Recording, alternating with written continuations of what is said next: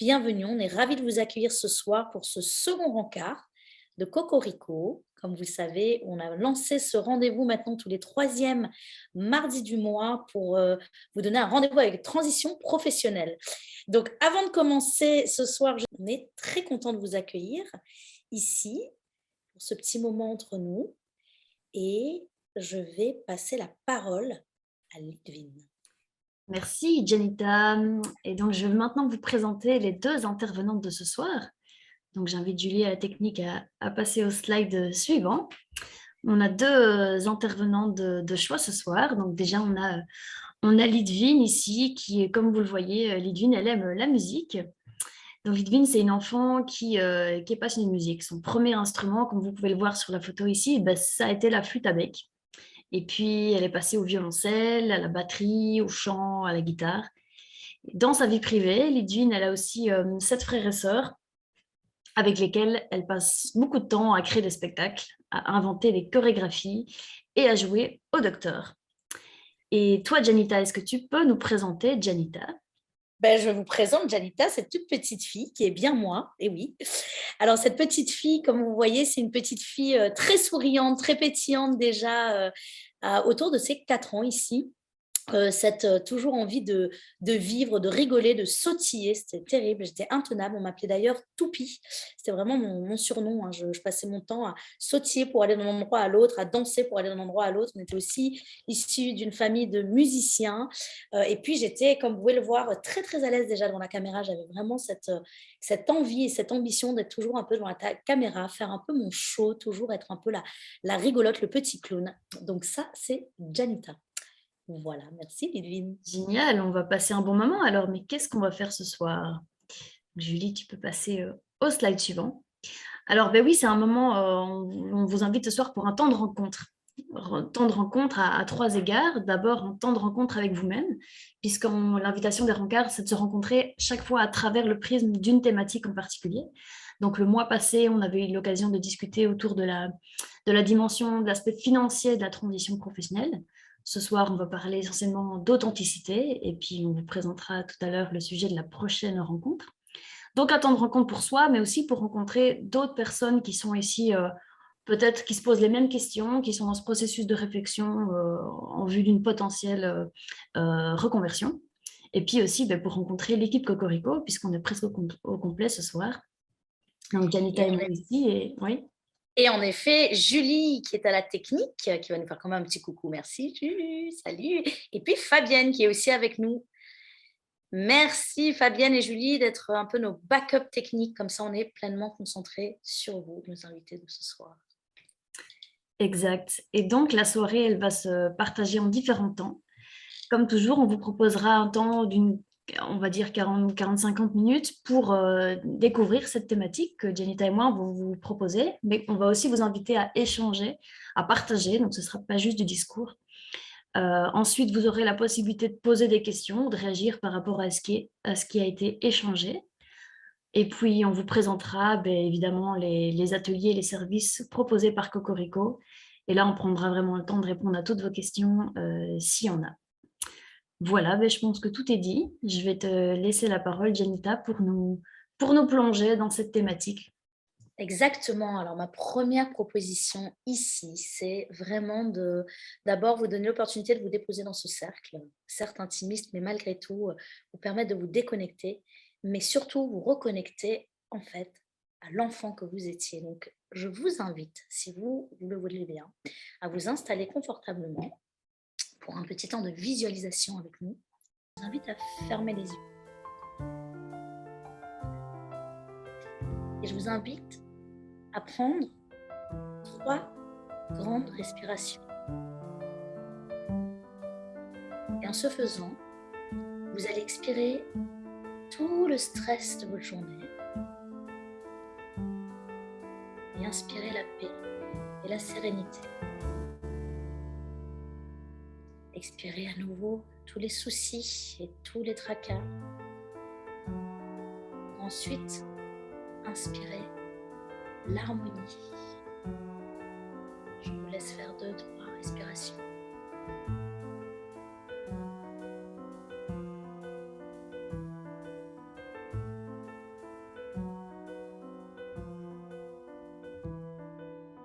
Alors ce soir, l'invitation, c'est de partir en voyage dans un pays lointain, un pays qui n'existe que dans vos souvenirs, le pays de votre enfance. Je vous invite à vous connecter à un souvenir d'enfant. Connectez-vous par exemple à une de vos journées idéales lorsque vous étiez tout petit. Un moment calme et serein où vous étiez en train de jouer, de faire une activité qui vous fait oublier le temps qui passe.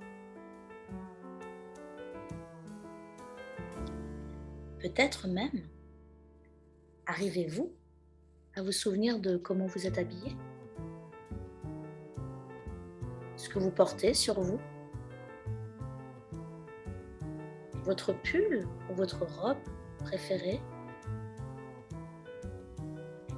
Peut-être même vous souvenez-vous de la couleur de vos chaussures préférées. Prenez un temps pour vous balader dans ce souvenir du passé. Que faites-vous pendant votre temps libre? Avec quel type de jouet vous aimez jouer? Ou quel genre d'activité vous êtes en train de faire? Une de ces activités qui vous ne demande aucun effort. Vous oubliez complètement le temps qui passe.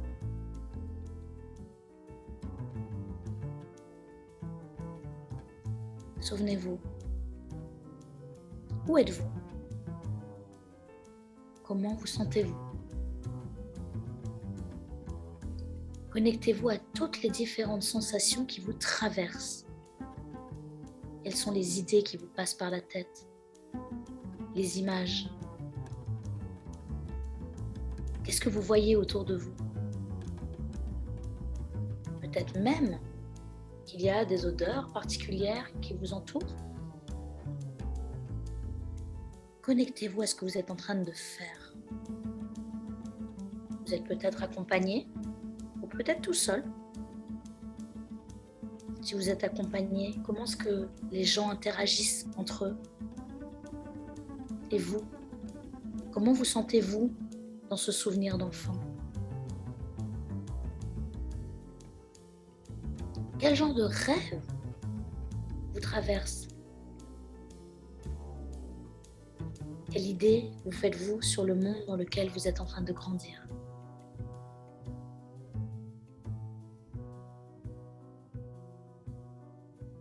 Laissez-vous imaginer ce monde comme si vous y étiez.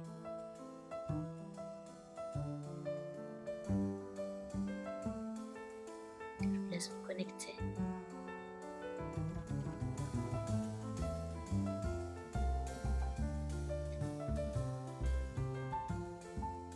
Et avec ce beau souvenir dans les yeux, ces images de vous, enfant, je vous invite, petit à petit, quand vous êtes prêt, à revenir ici et maintenant, tout en restant bien connecté à ce que vous avez perçu dans cette visualisation, dans cette journée idéale du petit enfant que vous étiez. Et tout doucement, quand vous êtes prêt, vous pouvez bouger un tout petit peu les doigts, la tête, tranquillement. Et puis revenir avec nous. Voilà. J'espère que vous avez apprécié ce petit voyage dans le passé, autant que nous, quand on l'a fait. Et avec ceci, je vais vous inviter à un petit moment d'introspection, de prendre vraiment votre petit carnet, votre stylo, et justement de bien rester connecté à ce souvenir d'enfant et de prendre un temps de réflexion. Qu'est-ce qui vous vient quand vous pensez à cet enfant, à ce souvenir-là, lorsque vous étiez animé, en vie, rayonnant, dans votre pleine spontanéité et votre insouciance? Qu'est-ce que vous incarniez? Qui était ce petit enfant? Gardez bien vos notes, on en aura besoin tout à l'heure. Et j'aimerais passer maintenant la parole à Lidvine pour que tu nous introduises un petit peu cette notion des masques, Lidvine. Peut-être que ça parlera à tout le monde ici. Oui, merci Janita. Peut-être que vous vous demandez, mais tiens, pourquoi ce titre de rancœur? Pourquoi parler d'enlever ses baskets? En fait, tout simplement, c'est le titre d'une pièce de théâtre que j'ai coécrite avec des amis il y a 5 ans. Et c'est une pièce qui parlait en fait du passage à l'âge adulte. Parce que donc moi à l'époque j'avais dans les 25 ans et ce qui m'a le plus frappé juste après mes études, c'est la manière dont les gens autour de moi ont fort changé au moment de commencer à travailler. Donc moi, comme j'ai prolongé un petit peu mes études, j'ai vu tous mes amis commencer à travailler bien avant moi et donc j'ai vraiment vu un décalage entre moi et eux. Une petite anecdote de ça, c'est mon pote Corentin qui m'appelle en urgence et qui me dit: «Ah, tu peux venir faire du shopping avec moi, je commence un nouveau boulot demain.» Et ce qu'il faut savoir, c'est que donc, ce pote en question, c'est vraiment le plus grand sorteur que je connaisse. Et du coup, je l'ai vu plus souvent en peignoir qu'en costume. Et donc là, tout d'un coup, il fallait l'aider à choisir des chaussures en cuir brun avec des lacets bleus, absolument. Et donc là, voilà, c'était pour moi déjà tout d'un coup un changement radical. Ou une autre petite anecdote, c'est mon pote Jean, avec qui j'ai l'habitude à l'époque d'aller boire des verres le mercredi soir, qui me dit que tout à coup, bah non, maintenant la semaine c'est fait pour travailler, et le vendredi, alors là on peut aller se défouler. Vous voyez sans doute de quoi je parle. Alors bien sûr, je caricature un peu et c'est vrai que là aujourd'hui, avec le recul des années, je comprends que voilà, grandir, c'est faire des deuils et parfois changer ses habitudes. Mais c'est vrai que sur le moment, avec l'âge que j'avais, pour moi, ça a été un peu un choc de voir ce changement. Et ce que j'ai compris comme message à cette époque-là, c'est que voilà, en fait, le monde des adultes, il est fait de codes et on doit s'y conformer. Et donc, cette prise de conscience-là, à l'âge que j'avais, elle a été douloureuse pour moi parce que moi qui déteste devoir me conformer au code, là, je me sentais vraiment atteinte dans mon identité et j'avais l'impression que je ne pouvais pas être authentique. Et donc, l'authenticité, c'est vraiment tout ça qu'on va explorer ce soir. Donc, voilà, c'est ce qu'on vous propose. Donc, Janita, tu es OK avec ça, qu'on explore un peu plus? Avec grand plaisir et en fait, on a, comme on le dit, hein, les rencarts, c'est vraiment l'opportunité de vous donner l'occasion de pouvoir échanger entre vous et pouvoir, partager ça. Et ici, on aimerait bien vous inviter en sous-groupe à partager un petit peu à l'image de ces chaussures, de votre enfance que vous avez un jour dû enlever. Quelle est cette partie de vous à laquelle vous avez dû renoncer sur votre parcours, votre parcours professionnel, en cours ou à venir, au passé? Quelle est la partie de vous qui a dû être sous un masque, en fait, aujourd'hui? On vous invite à réfléchir vraiment à un moment ou à une anecdote où vous avez dû porter un masque dans le cadre de votre travail ou même un petit peu dans d'autres environnements, mais où vous n'êtes pas reconnu dans votre manière d'agir, où ce que vous avez fait n'était ni spontané ni naturel. Vous dites: «Mais c'était pas moi ça.» Donc j'espère que ça vous parle. Peut-être prendre un petit temps là, 2-3 minutes, pour y réfléchir et ensuite on va vous inviter à partager ça en sous-groupe pendant une dizaine de minutes. Alors je vous laisse un petit peu, d'abord un temps de réflexion par rapport à ça. Ici, merci. Une anecdote où vous avez porté donc un masque dans le cadre de votre, vie professionnelle et où vous ne vous êtes pas reconnu dans votre manière d'agir. Est-ce que certains d'entre vous souhaiteraient partager peut-être une ou 2 anecdotes, on peut prendre, de comment est-ce qu'ils souhaiteraient pouvoir reconnecter, incarner dans le cadre de son travail? Se reconnecter et incarner du coup, hein, les valeurs, vous êtes bien clair, de ce que vous venez de partager dans le cadre de votre prochain travail ou votre travail actuel. Est-ce qu'il y a une ou l'autre personne qui serait, volontaire pour qu'on soit merci, des petites souris, parce qu'on a besoin un peu d'entendre aussi ce qui se passe dans les groupes, nous. Maïté?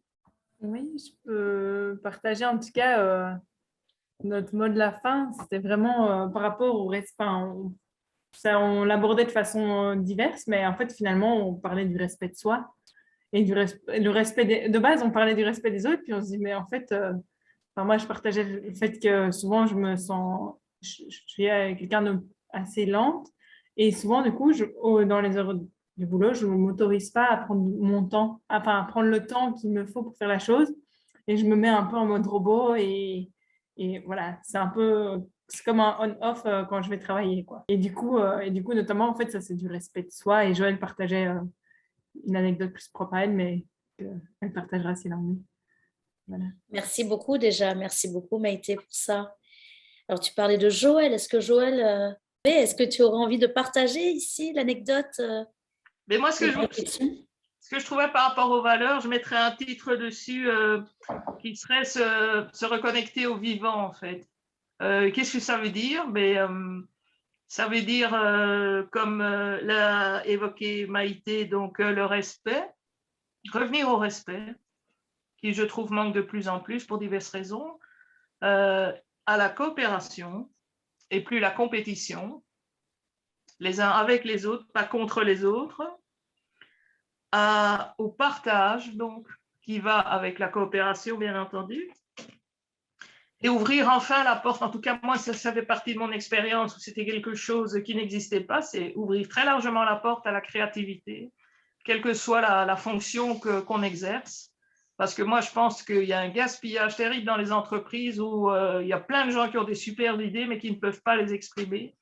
Donc moi, ce sont ces valeurs-là, donc ces valeurs d'ouverture et de traitement égal pour tout le monde, que ce soit en fonction de son origine, quelle qu'elle soit, ou de la position hiérarchique qu'on occupe dans l'entreprise. Donc, toutes ces valeurs qui remettent l'humain au centre. Parce que comme je le disais, même si je le prends d'un point de vue, moi je travaille comme financière, donc même si on le prend d'un point de vue, j'appellerais cyniquement financier, si les gens sont heureux, ils travailleront mieux aussi. Donc tout le monde est gagnant. Si ne pas traiter les gens convenablement, apporter quelque chose de positif au niveau de l'entreprise, ça se saurait. Donc voilà, c'est vraiment ce retour vers ce qui est vivant, vers ce qui est en mouvement. Moi, je vote pour Eh Joël. bien, bon, j'avoue que ça donne envie, n'est-ce pas? Merci beaucoup, Joël. Merci beaucoup pour ce partage très inspirant. Donc justement, merci, hein, tu as terminé. Je vais passer la parole à Lyd, du coup. Oui, effectivement, mais ici, vous l'avez dans les deux partages qu'on vient d'entendre, vous avez nommé vraiment l'importance de vivre ces valeurs qui est au centre de l'authenticité. J'en profite pour vous partager une deuxième petite ressource littéraire, c'est ce livre donc, qui s'appelle « Je suis comme je suis » de Isabelle Nazar-Haga, qui est un livre vraiment qui décrit toutes les valeurs. Enfin, en tout cas, elle en a répertorié une série. Et donc, elle définit l'authenticité comme justement le fait de vivre en cohérence avec nos valeurs. Maïté, tu parlais de respect, c'est vraiment ça, en cohérence, en respect avec ses valeurs. Mais en plus, sans craindre les critiques et les jugements, en osant exprimer ses besoins. Et ça passe aussi parfois par le fait de poser ses limites et de dire non. Donc ça, c'est la définition que propose Isabelle, que je trouve assez riche et complète. Alors, Janita, on arrive doucement au bout de cet échange. On a commencé le rencard en présentant les enfants que nous étions. Donc, je propose qu'on termine cette rencontre en parlant des adultes que nous sommes devenus au travail. Est-ce que ça te parle ? Plutôt oui, et en fait finalement c'est un tout petit peu le parcours qu'on vous a proposé ce soir. Moi j'ai envie de vous partager effectivement un tout petit peu mon parcours en quelques mots, mais effectivement au début de ma carrière ça m'a beaucoup parlé ce que tu partageais Chloé tout à l'heure. Voilà, moi j'étais aussi dans des environnements de travail où je me sentais absolument pas à ma place, où j'ai dû un tout petit peu porter ce déguisement quelque part dans le cadre de mes fonctions, et je ne réunionnais pas du tout les valeurs qui ont été notamment citées ici par Joël. Je sentais vraiment que j'étais assez déconnectée du monde auquel je voulais contribuer. Je trouvais absolument pas de sens dans toutes les activités que moi je faisais. Je me voyais pas mobiliser mes compétences, je voyais pas du tout me mobiliser, si vous voyez, les choses qui me semblaient clés pour pouvoir contribuer aux différents projets. Donc, j'avais vraiment une espèce de sentiment de dévalorisation. Je me sentais complètement, mais alors, ça, c'était vraiment quelque chose d'assez courant, mais alien dans mes environnements de travail. J'étais vraiment complètement, absolument pas à ma place, quoi, hein, vraiment. Et ça avait vraiment un impact sur ma qualité d'estime de moi, de confiance en moi, sur même la qualité d'implication que j'avais dans mes projets, sur même les liens, j'ai envie de dire, que je créais avec mes collègues. Enfin, c'était vraiment assez pénible. Et puis, il y a quelques années, j'ai décidé d'entamer cette transition professionnelle. Et là, j'étais un peu devant ce choix. Je me suis dit, là, j'ai vraiment envie de choisir la carte de l'authenticité. Et j'ai vraiment, en faisant ça, en fait, j'ai eu cette envie de rejoindre déjà des projets qui faisaient sens, déjà par rapport à l'impact que ça créait sur la société à laquelle moi, je voulais contribuer, auquel je me disais, OK, c'est vraiment ça que j'ai envie de pouvoir mobiliser, mais surtout avec des équipes, en fait, qui avaient les mêmes valeurs que moi. Et donc ça, c'était hyper clé. C'était de dire, OK, moi, je suis avec des gens avec qui je peux d'abord, avant toute chose, être moi-même, mais en plus, mobiliser les compétences, mes talents, et puis vraiment avoir une communauté, en fait, de pairs avec qui je me sens à ma place, quoi. Et donc, à force de rencontres, à force de volontariat, à force de projets entrepreneuriaux, j'ai pu justement expérimenter avec des pairs une autre manière de travailler, mais aussi de pouvoir pleinement exprimer mon individualité dans mon travail. Et ça a été vraiment hyper clé parce qu'en fait, ça a vraiment permis d'avoir en fait cette posture un peu entrepreneuriale, de me dire, finalement, j'attire à moi les justes personnes, les justes opportunités, mais surtout des endroits, et tu en parlais aussi, Joël, où je peux exprimer pleinement ma créativité. Et pour moi, ça, c'était vraiment clé, quoi. Donc voilà, et c'est ce qui m'a fait, et ce qui m'a amené aujourd'hui à travailler ici avec mes collègues chez Cocorico. Donc voilà, c'est vraiment ça qu'on vous souhaite. Et donc, Lidwine, peut-être que tu pourrais aussi partager ton parcours qui est différent à certains égards, mais qui nous ramène au même endroit. Exactement, oui, moi j'ai pris un chemin un peu différent. C'est que moi, à l'époque où je cherchais du travail, j'avais vraiment cette croyance que je pourrais jamais trouver un environnement qui me ressemble, que ça n'existait pas. Et du coup, j'ai un peu pris la tangente extrême, c'est-à-dire que j'ai décidé de créer mon propre emploi avec son propre environnement, ses codes, ses propres règles. Comme ça, j'étais sûre que j'allais être bien au travail. C'était vraiment cette croyance qui a motivé le choix de devenir entrepreneur. Et donc, en fait, j'ai créé mon univers qui est à mon image pour m'y sentir bien, mais qui, au final, attire des personnes comme moi, comme Janita. Et du coup, on a fini par s'y retrouver. Donc, moi, je pense aujourd'hui qu'il est vraiment possible de trouver une entreprise qui nous ressemble, puisque les entreprises, elles sont aussi créées par des êtres humains qui sont comme nous, avec leurs valeurs, leurs aspirations, leurs sensibilités. Et après, finalement, c'est une question de matching, quoi, de trouver les bonnes personnes. Merci pour cette belle conclusion, Lidwine. Et ici, je vous passe la parole un petit peu. Est-ce que vous avez des questions qui vous restent à travers les différentes choses qu'on vous a partagées ce soir ou peut-être un petit dernier partage pour la route? Dites-nous. On est toutes oui. Ou alors, on a été super clair. Ou alors il y a... Merci. Chloé? Non, mais moi, je suis aussi très sensible à tout ce que vous dites là. Et en fait, ça me fait penser à ma petite sœur qui a un gros problème par rapport à ça. Beaucoup plus que moi, je n'ai un problème par rapport à ça, en fait, où elle se sent pas du tout à sa place et pas du tout dans la capacité d'exprimer son individualité dans son boulot. Et elle est un petit peu engluée là-dedans. Elle a un bon boulot, un bon salaire, une bonne situation, mais elle est pas heureuse parce que ça l'épanouit pas du tout. Et ça fait 12 ans qu'elle bosse là. Et dans ce secteur, et elle est hyper spécialisée, et donc du coup, c'est vraiment compliqué. Et donc, vous disiez que vous avez trouvé votre voie via des expérimentations d'entrepreneuriat, etc. Mais est-ce que vous avez des dispositifs spécifiques pour accompagner, par exemple, cette reconversion? Parce qu'elle elle aimerait changer de boulot et elle ne sait absolument pas comment faire et elle ne sait même pas trouver, elle ne sait pas ce qui lui correspondrait et comment trouver sa voie.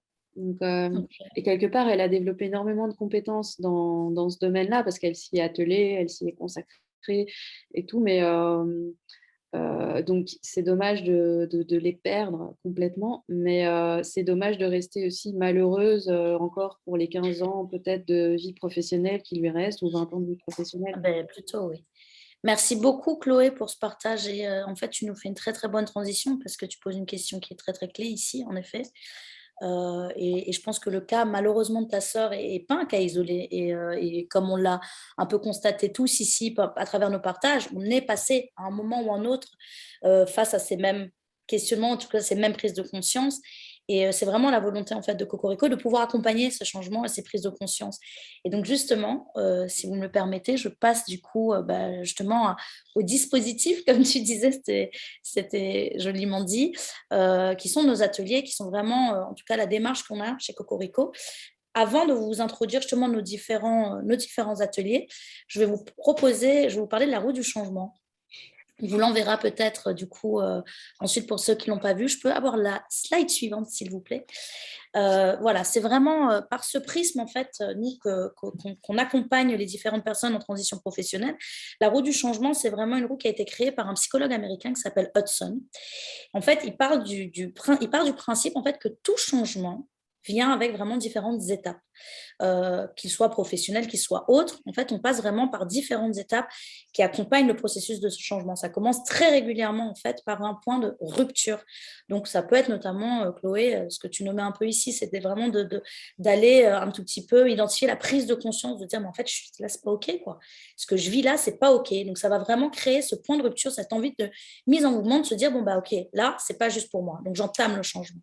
Ensuite, ça passe vraiment par un moment de bilan, un bilan où on va un peu remettre tout à plat et puis un petit peu réfléchir à comment est-ce que je revois, je repense mon projet professionnel.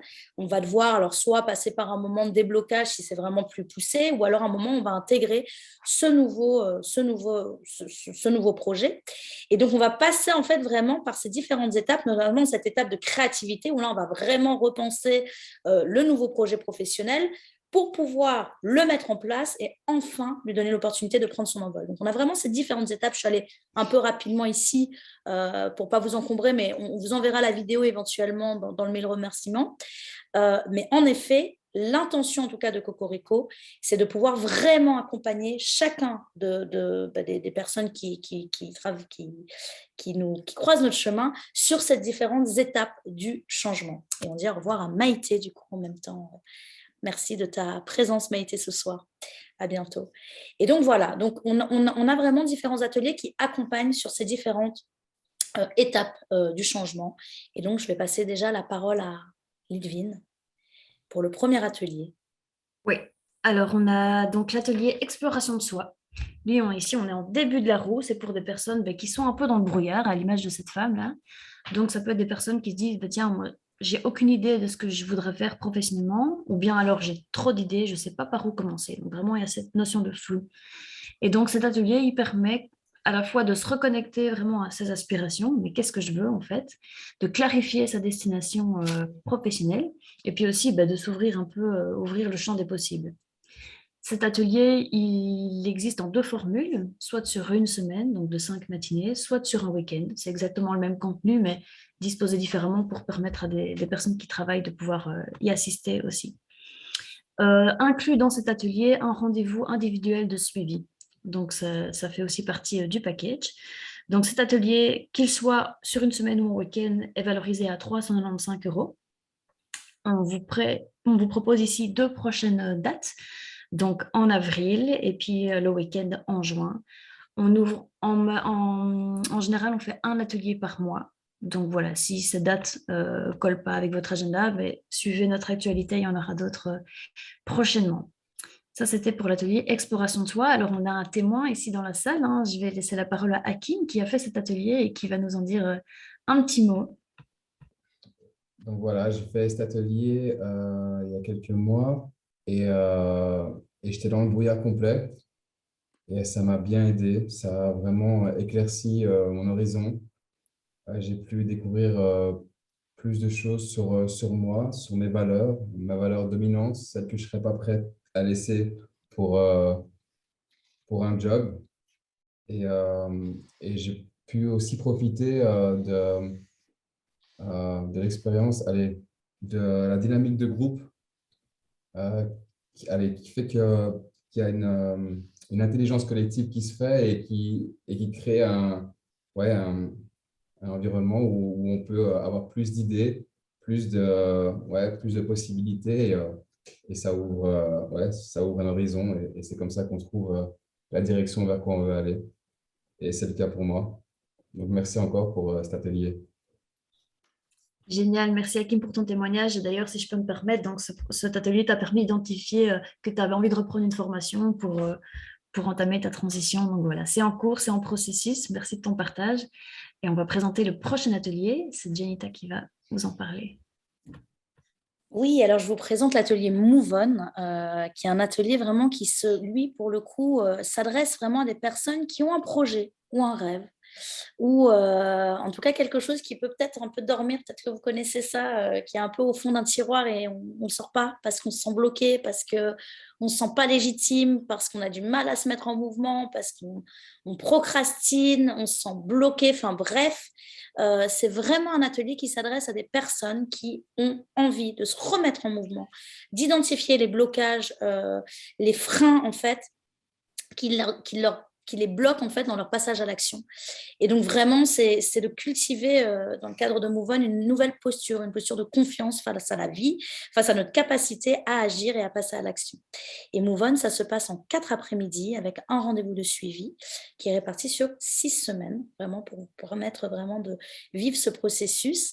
Il se fait au prix de 350 € et le prochain Move On sera en début, à mon avis, des très beaux jours à Bruxelles, en tout cas j'espère, les 12, 19, 26 avril, 26, 3 mai et 31 mai à Bruxelles, dans notre nouveau cocon.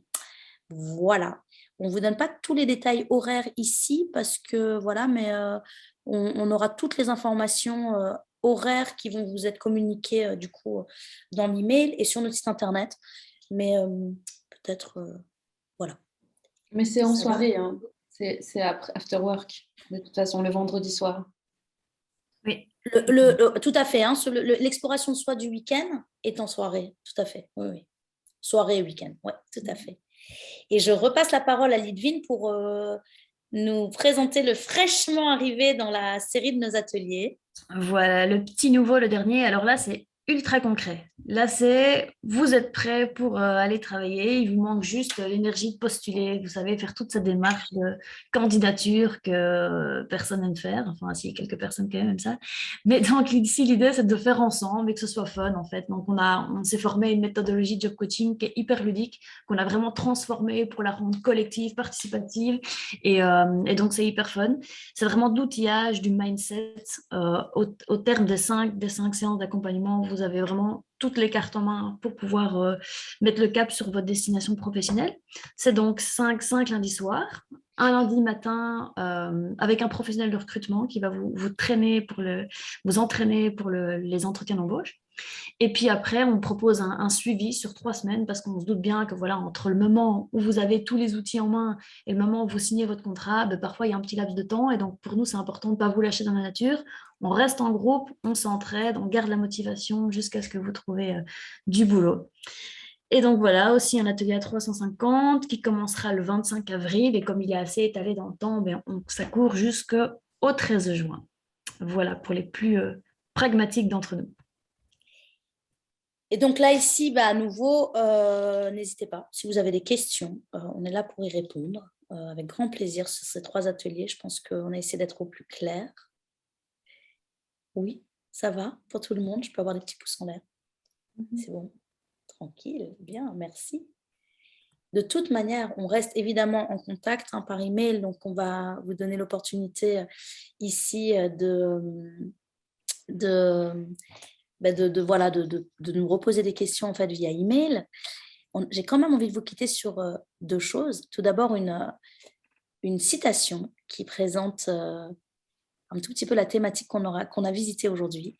C'est une citation de Brené Brown. Peut-être que vous la connaissez. Je vous invite vraiment à aller découvrir son travail. Elle a fait de très beaux travaux sur l'authenticité, mais surtout aussi un très beau TEDx, un talk qui se regarde, mais avec vraiment 2 minutes et qui est très, très inspirant et très empouvoirant, je sais pas comment on le dit en français ce mot. Et l'authenticité est une pratique quotidienne qui consiste à laisser tomber celui que nous imaginons devoir être pour embrasser celui que nous sommes vraiment. Et c'est évidemment ce que nous vous souhaitons chez Cocorico, avec grand plaisir. Et Lidvine, je te laisse clôturer avec un rappel de notre prochain rendez-vous et peut-être la thématique du coup. Effectivement, alors notre prochain rencard qui aura lieu le 19 avril à 20h, vous voyez, et qui parlera le jour où je travaillerai pour un boss plus jeune que moi. Donc là, on va parler âge dans le cadre d'une recherche d'emploi qui peut soit on est trop jeune, soit trop vieux, mais ça pose souvent des questions en termes de légitimité, etc. Donc voilà, ce sera au cœur de notre prochain rencard qui sera animé par 2 autres facilitatrices. Comme ça, vous aurez l'occasion de rencontrer toute l'équipe au complet. Et nous, s'il n'y a plus rien à rajouter ici, On vous remercie énormément d'avoir partagé ce moment avec nous. C'est des moments qui nous sont importants. Rester en contact avec vous, notre communauté, et puis effectivement pouvoir être là dans un accompagnement à cette transition qu'on vous souhaite la plus douce et sereine possible, et puis aussi mouvementée, parce que dans le mouvement, il se passe des choses, c'est aussi intéressant. Et donc voilà, un grand merci à vous toutes. Merci à Julie à la technique, à Fabienne, à mes collègues qui étaient là. J'ai une petite question. Ah, ben oui. Vas-y, Chloé. Oui, j'ai une petite question. C'est vous qui animez le premier atelier sur l'exploration de soi ou c'est ce qui anime ça? C'est Vanessa. Alors, ça dépend. Si tu le fais en semaine, ce sera avec Vanessa, qui n'est pas là ce soir. Si tu le fais en week-end, ce sera avec Gaëlle, qui n'est pas là non plus ce soir. Donc, d'autres personnes de l'équipe. Voilà. Si tu fais Move On, ce sera avec Janita. Si tu fais Ready to Work, ce sera avec moi et Julie. Donc, ça tourne. On est des facilitatrices qui tournons.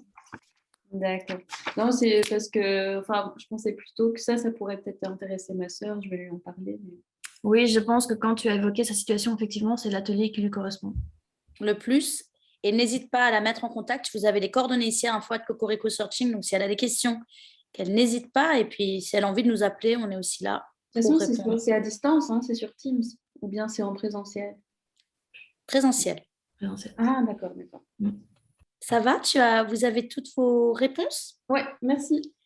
Et bien sur ces entrefaites, bonne soirée à tous. J'espère que vous avez passé un bon moment avec nous. Puis on a hâte, n'hésitez pas, le 19 avril, on a des thématiques à chaque fois différentes, donc n'hésitez pas à nous rejoindre. Bonne soirée. Merci, bonne soirée.